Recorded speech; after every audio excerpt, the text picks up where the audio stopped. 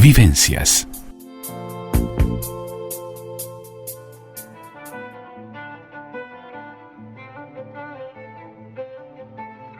Mano a mano y sin diván. La columna de Jorge Schneiderman en Vivencias.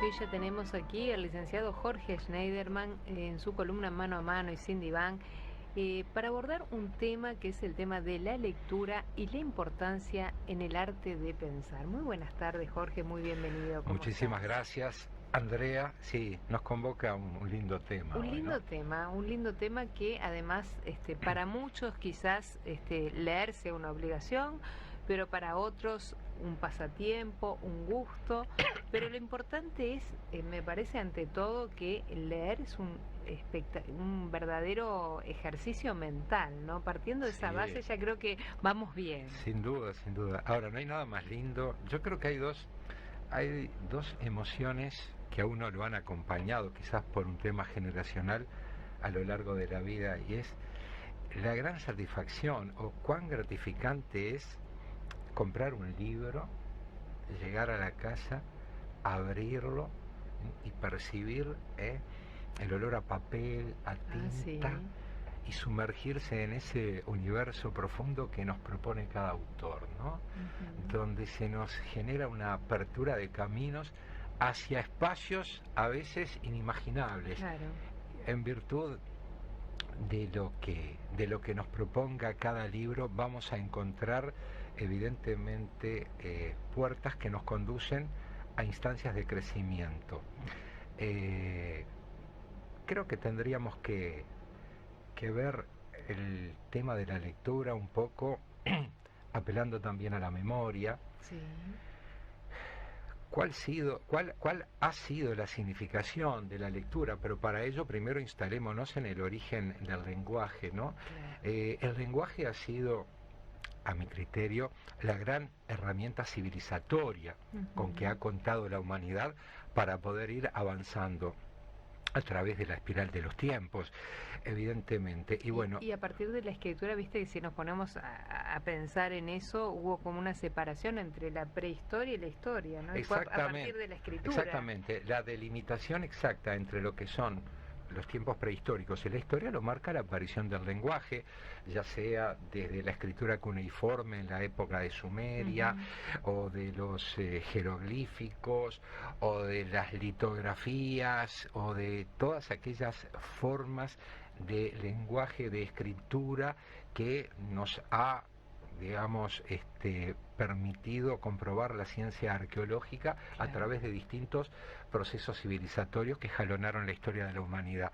Y todo anduvo más o menos delimitado, en tanto quienes poseían el monopolio de esa capacidad de escribir eran, como vos bien recordarás, los escribas o aquellos clérigos que eran custodios de las Sagradas Escrituras y de la transmisión transgeneracional del legado bíblico, etcétera, etcétera, o en otras culturas de los legados religiosos pertinentes. Ahora bien, hay un momento que es importantísimo para el libro y para la escritura y para la lectura, que es el momento en que Gutenberg inventa nada más ni nada menos que la imprenta, claro, en 1453. Y qué casualidad que en 1453, que es el mismísimo momento en que Constantinopla cae a manos de los turcos otomanos, ahí se define ahí se produce el fin de la Edad Media. Todo ese periodo oscurantista, sombrío, da paso al Renacimiento. Y enos aquí ante la importancia que tuvo el libro, justamente en ese tránsito desde la Edad Media al Renacimiento, bueno, y posteriormente la época moderna y todo lo que implicó, la irrupción de procesos como la Ilustración y toda la eclosión que tuvo el libro como agente vehiculizador y preservador de conocimiento. Entonces, es fundamental entender la trascendencia que ha tenido a través de la historia de la humanidad el libro, reitero, como instancia preservadora y transmisora de todos los saberes y expresiones que ha tenido la cultura de todos los pueblos a lo largo de la historia. Ahora, ¿qué representa el libro? ¿Qué importancia tiene el libro para la cultura contemporánea? Bueno, obviamente ha sido la instancia que ha permitido precisamente desde, qué sé yo, desde la Ilustración, cuando se ha colectivizado mayormente, desde el siglo XVIII se ha colectivizado el acceso a los libros, ha tenido una gran repercusión e incidencia en los procesos educativos, en la generación de instancias, desarrollo de instancias de formación como ser las universidades. Una cosa eran las universidades medievales, del siglo XIII, XIV, XV, donde estaba muy acotada la posibilidad de generar instancias de enseñanza, y otra cosa es lo que ocurre justamente con esa eclosión en el siglo XVI, XVII, XVIII, pero fundamentalmente en el XVIII, a partir del cual el acceso a los libros permite la difusión de distintas corrientes de pensamiento e incluso la posibilidad de retomar la sabiduría que se fue transmitiendo desde los antiguos pensadores griegos en adelante a través de esos soportes que precedieron justamente al libro tal cual hoy lo conocemos. La lectura, Andrea. ¿Qué valor, qué importancia, qué incidencia tiene la lectura en nuestras vidas, ¿no? Esa es la gran pregunta. La gran pregunta, ¿no? Es mucha la incidencia, porque tiene una incidencia fundamental en el desarrollo de nuestras capacidades cognitivas, en nuestra integración social y también en la generación de libertades que nos permiten establecer nuestros propios paradigmas en cuanto a la percepción y comprensión de la realidad. ¿Por qué nos genera libertades? ¿Por qué genera autonomías? Porque a través del libro el hombre pudo ir enfrentando o resistiendo el peso que a lo largo del tiempo han tenido los poderes dominantes, todo aquello estatuido a través del poder político, del poder eclesiástico, de todas las expresiones del poder, y por lo tanto ir construyendo instancias que le permitieran devenir en contestatario, en replantear, en generar controversia y por lo tanto lograr ir construyendo una visión personal diferente de lo que a veces le quieren insuflar, ¿no? Entonces, el libro es esa instancia es ese pasaporte, esa apertura de caminos hacia instancias de crecimiento interior y a su vez que nos facilita el establecimiento de redes comunicacionales, de una manera impresionante. Tenemos que hacer una breve pausa, Jorge, y a propósito de esto que estás diciendo, como el libro, como soporte de autonomía, como soporte de libre pensamiento, también me parece que hay algo que tiene que ver con todo esto que estás hablando y que me gustaría analizar después de la pausa, que leer me parece que es una experiencia mágica. Y nos vamos con eso y lo retomamos, si te parece. Sobre eso justamente vamos a abundar. Hacemos una breve pausa y continuamos aquí con el licenciado Jorge Schneiderman en su columna Mano a Mano y Sin Diván, hoy analizando la lectura y su importancia en el arte de pensar.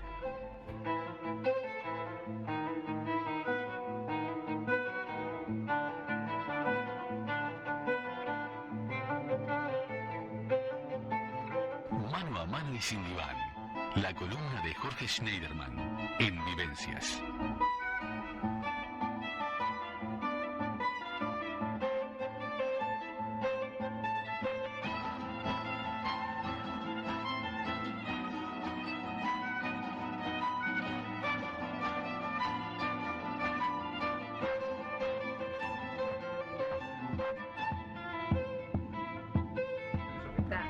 Correcto. Y continuamos aquí con el licenciado Jorge Schneiderman en su columna Mano a Mano y Sin Diván, analizando la lectura y la importancia que tiene en el arte de pensar. Y nos fuimos a la pausa, Jorge. Y yo te decía que para mí leer es una experiencia mágica, porque de alguna manera viajamos, nos enamoramos, descubrimos personajes, hacemos hallazgos históricos, lloramos, nos reímos y todas las emociones de alguna manera surgen a través de la lectura. Sí, ¿no? Hay como magia. Es una vivencia mágica porque aparte la lectura nos permite trasladarnos en el tiempo miles de años. Y en el espacio. Nos permite trasladarnos hacia el futuro, nos permite trasladarnos hacia lugares de nuestro tiempo presente, pero lejanos geográficamente, en los cuales se desarrollan historias. Podemos sumergirnos, como decía hace un rato, en aquellos universos que nos proponen los autores y que nos disparan permanentemente imágenes y sensaciones, que a su vez evidentemente nos movilizan y nos permiten generar cadenas asociativas con nuestra propia historia y promover, qué sé yo, la construcción de un entramado que justamente facilita, podríamos decir, que dinamiza nuestra capacidad de pensar, de crear, de imaginar.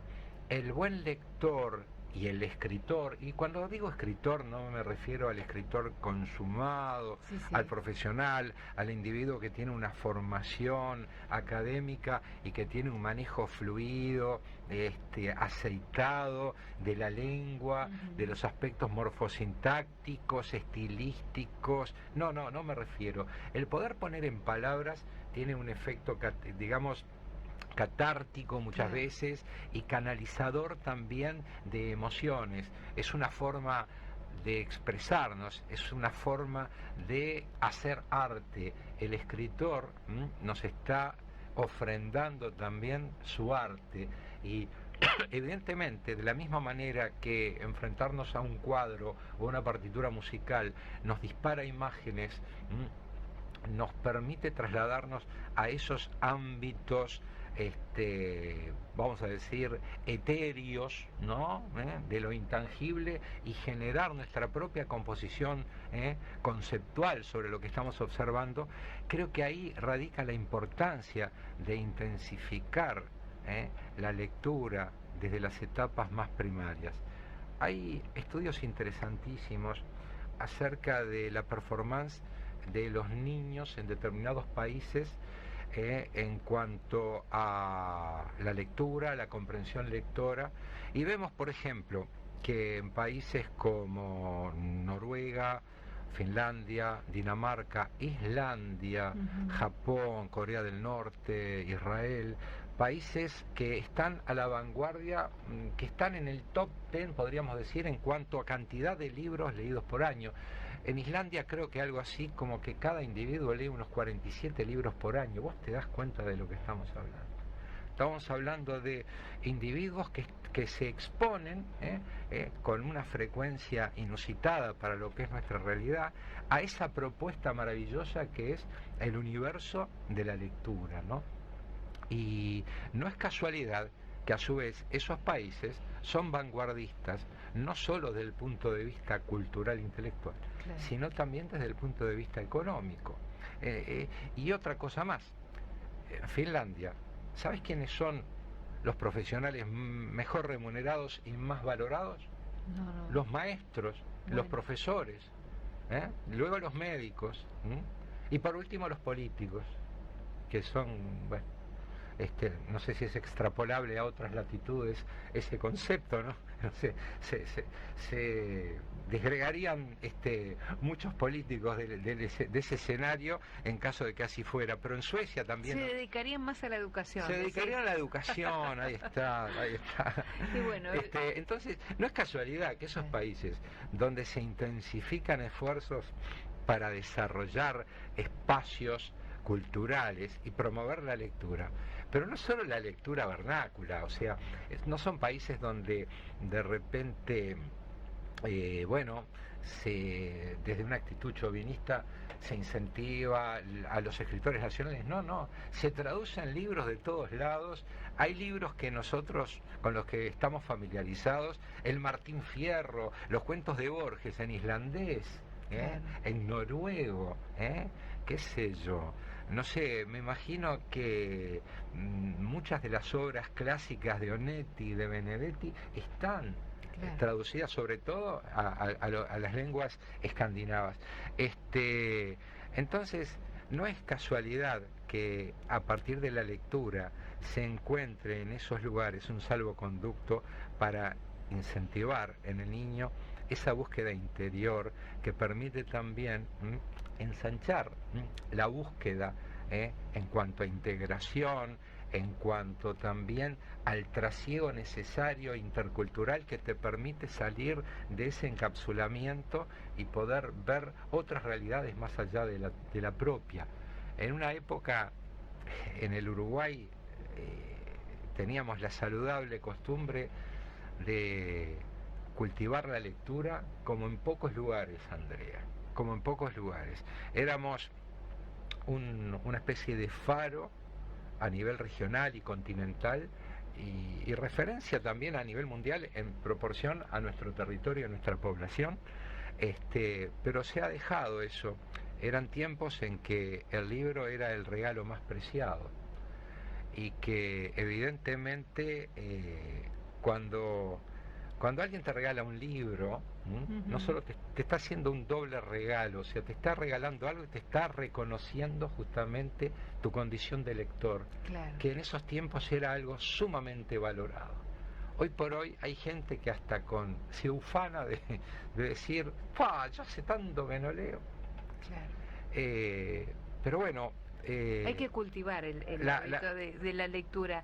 A propósito de esto que estás diciendo, Jorge, este fin de semana en la BBC de Londres salió un artículo que dice que los cuentos desencadenan dos efectos psicológicos en el lector. Dice, el primero es la transportación que ocurre cuando uno pierde y cuando uno se mete en ese mundo del libro. Y el segundo, dice, es la identificación, que es cuando el lector se pone en la piel del personaje y así adquiere una perspectiva de identidad. Dice que estos dos fenómenos están relacionados con la posibilidad de poder empatizar con los otros. En resumen, lo que decía el artículo es que los cuentos tienen esa capacidad de educar, de aumentar la empatía, reducir los prejuicios y persuadirnos a cambiar de opinión. No sé qué opinas. Sí, comparto totalmente. Yo recuerdo al respecto un pensamiento de Einstein. Einstein decía, si queréis tener niños inteligentes, léanles cuentos. Y si queréis tener niños aún más inteligentes, léanle más cuentos. El cuento, como construcción, digamos, creativa, que representa, que remite a determinados escenarios, a determinadas situaciones con las cuales se enfrenta el lector, evidentemente genera un mano a mano, un feedback en que uno, luego que lee un cuento, termina recreándolo y se termina produciendo un nuevo texto. Nosotros cuando leemos cualquier libro, no solo un cuento, cualquier libro, nos queda como producto que lo que el autor supuestamente quiso transmitir y lo que nosotros podemos extraer de lo que eso y construimos un nuevo texto que es lo que entendemos pone el autor y lo que nosotros terminamos poniendo en ese cuento. Es bien importante entender que así como siempre decimos que los objetos de arte no se interpretan, se enuncian a sí mismos, cuando un autor nos propone un cuento, no nos está diciendo, les quiero entregar mi verdad, esta es mi verdad y esta es la forma técnica y estética a través de la cual he construido este cuento. No, es una propuesta para poder interactuar con el lector. El cuento pasa a ser algo vívido en la medida que es leído y bueno, y cobra, se vivifica, cobra nuevos bríos a través de lo que nosotros ponemos en él. Vos agarrás 3 personas, ponele, qué sé yo, agarrás un cuento de Cortázar, La casa tomada, y se lo vas a leer a 3 personas. Y vas a tener 3 interesantísimas, he hecho la prueba. Hablás y 3 interpretaciones interesantísimas que te permiten lograr una mirada, una perspectiva poliédrica sobre las cosas.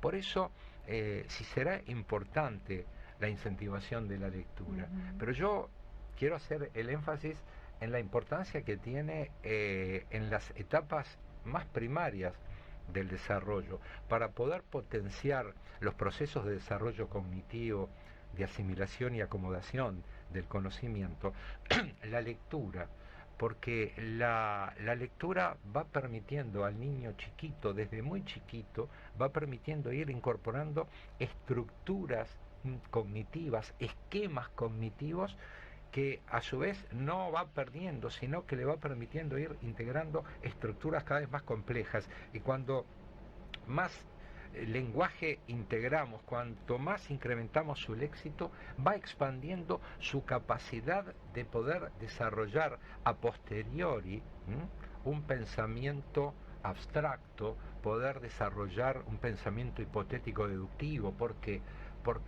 cuando vos al niño desde muy chiquito lo incorporás a un, digamos, a un mundo donde todo es posible y donde el niño está con la creatividad del mango. ¿Por qué? Porque no está todavía imbuido de todos los encorsetamientos y atravesamientos culturales.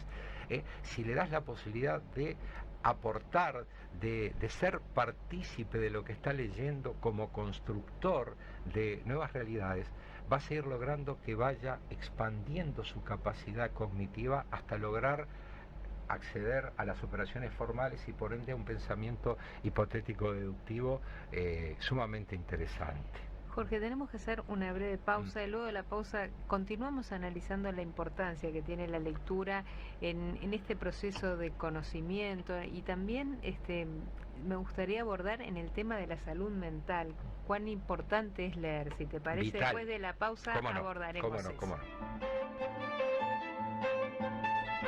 Continuamos con el licenciado Jorge Schneiderman analizando la importancia de la lectura y nos fuimos con una pregunta, Jorge, y es ¿qué importancia tiene en la salud mental la lectura, ¿no? Para prevenir quizás enfermedades neurodegenerativas? Sí, por supuesto. Es muy importante para dinamizar las funciones cognitivas, sumamente tonificante para la mente en todas sus funciones y por supuesto fortalece la memoria, ¿no? Claro. Y sí, es un gran reconstituyente natural para las funciones cerebrales, pero aparte nos permite prevenir el adelantamiento de procesos degenerativos que se pueden dar y que bueno, que son lo que hoy por hoy entendemos como esos procesos demenciales, ¿no? Hay gente que le tiene un terror pánico al Alzheimer. Claro. Evidentemente, leer, por más que leamos, eso no va a evitar que si hay determinadas circunstancias que nos predisponen para contraer ese tipo de patología, bueno, fenómeno, pero sí podemos atenuar, enlentecer y de repente evitar que esos procesos de deterioro, muchos de ellos esperables, porque cuidado, la capacidad mnémica, o sea, la capacidad de memorizar, la capacidad de razonar, evidentemente con el paso del tiempo va disminuyendo, incluso cuando en psicodiagnóstico se procede justamente a la evaluación cognitiva de un individuo, en el momento de evaluar, de hacer un prorrateo de las valencias que se desprenden de cada una de las pruebas aplicadas, existe lo que se llama, digamos, un margen esperable de deterioro. Claro. O sea, no es lo mismo la memoria o la comprensión de repente de un individuo a los 25 años que a los 70. Claro. Lo que eso no reviste en sí un componente patológico, sino que es lo esperable. Es lo mismo cuando alguien, qué sé yo, hace una ergometría y vos haces una ergometría y a los 25 años pedaleás y claro, a toda velocidad. Cuando tenés 70 años, evidentemente, aunque tus funciones cardíacas, pulmonares estén impecables, vas a tener una performance un poco más lenta.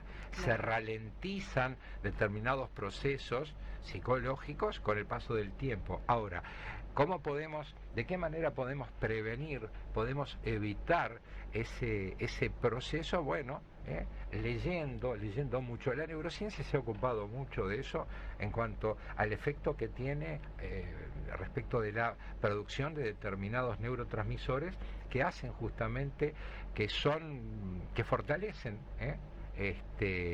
que favorecen, mejor dicho, las funciones cognitivas y precisamente nos preservan ante, de repente, el irremediable avance de esos procesos degenerativos, ¿no?, que se van dando. Claro. Sí, Otra cosa que sí. te quería consultar, que hemos hablado tantas veces, el tema de la soledad, que preocupa y ocupa a tanta gente. Y me Sí. parece que la lectura es un gran aliado para este problema que lo hemos tratado en diversas columnas, Sí, ¿no? es un gran aliado, en tanto permite proveernos de esa compañía virtual Ujú. que muchas veces nos da el solaz, o sea, nos da, no solo que nos entretiene, sino que permite que la persona no sienta ese vacío existencial que puede a veces por ahí atribularla, justamente una persona viuda, una persona sola, una persona que está de repente viviendo alejada de sus afectos y que se refugia en sus libros. Claro. Es una manera muy saludable de no enfrentarse permanentemente a esos vacíos existenciales. Y bueno, es un refugio sano, es un por refugio decirlo así. sano. Y aparte, qué sé yo, de la misma manera como en algún momento dijimos que somos el aire que respiramos, que somos la comida que ingerimos, que somos los vínculos que establecemos, también somos los libros que leemos, Andrea. Claro. Y esto tiene que ver con como lo titulaste, con el arte de pensar, sí, ¿no? sí, somos La los libros que lectura. leemos. Y vos viste que conforme pasan los años, nos marcan las lecturas, son como mojones en nuestra historia personal que de repente nos remiten a determinadas áreas del saber, y no me refiero a libros técnicos o inherentes a una profesión. Hay libros que nos marcan a lo largo de la vida como referentes éticos, morales, Claro. qué sé yo. ¿Quién no leyó, no sé, Platero y yo, o Saltoncito en su momento? Y después toda la serie de cuentos, aquello de la famosa colección Robin Hood, unos libros amarillos que traían un montón de aventuras, Emilio Salgari, Julio Verne, y todos aquellos, bueno, Edmundo D'Amici, Corazón. ¿Quién no leyó Corazón y se transportó a los Alpes, a los Apeninos, a los Andes, al Piamonte, a esa Italia que uno con 8 o 9 años ni sabía dónde, Claro. ¿no?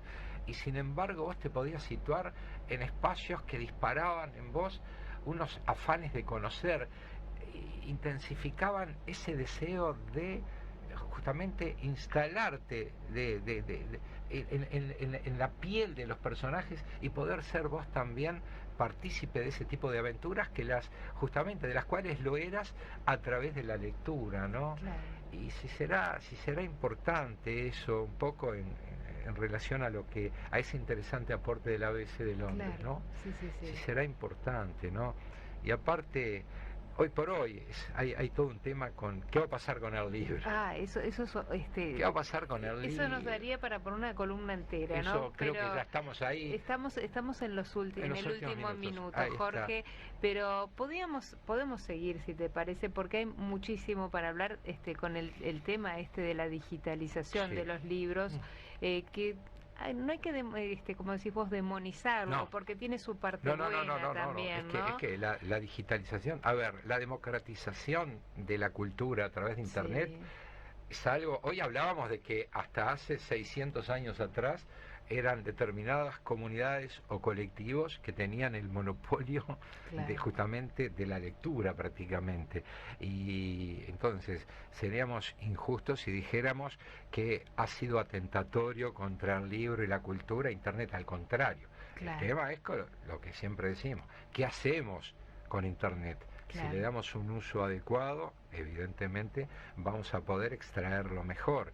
Y bueno, el libro digital tiene lo suyo también. Tiene lo suyo también. Tiene también lo suyo. Jorge, se me fueron los minutos. Un placer, como todos los martes. Igual para Y mí, veremos, Andrea. si nos quedaron escasos los minutos, le seguiremos abordando más tiempo a la lectura, que es tan importante. ¿Cómo no? Seguiremos. Muchísimas gracias, Muchas Jorge. gracias a vos. Hacemos una breve pausa. Vivencias.